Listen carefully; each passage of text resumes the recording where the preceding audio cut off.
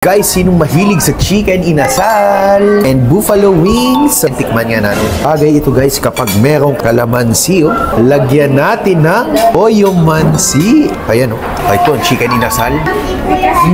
Gansi. Pero parang hilaw pa guys. Mami, hilaw pa. Okay lang, sige. Pwede na yan. Guys, ito pala ang ating chicken wings. Sasawsaw natin dito. Tikman natin.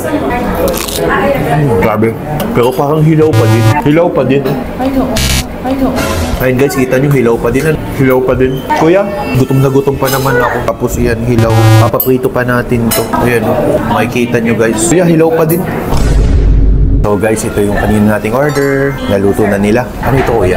Yung wings? Ha? Ba't ganito kulay kuya na wings? Nirecook. Ito yung kuya yung wings ko kanina. Tapos ba't naging ganito? Hindi birthday pa naman ang anak. Lahat ng pagkain. Okay lang. Okay lang. Pero yung ating wings magkaiba ng kulay at nasunog na. So kanina ganito yung kulay, ngayon naging ganito. Gutom na naman tayo, so tikman natin. Kahit siya'y nasunog. Lasang sunog. Ikaw mag-food taste. Tikman mo. Mapait. Mapait. Ito yung ating wings, ang pait-pait niya kasi nasunog na siya. Nadismaya lang si Mami kasi gusto ni Mami special birthday ni Ate Tisha. So tingnan nyo. Pero hindi talaga sobra. Kasi talaga sobrang pait niya. Lasang-lasang mo yung pagkasunog. Lasang sunog talaga siya.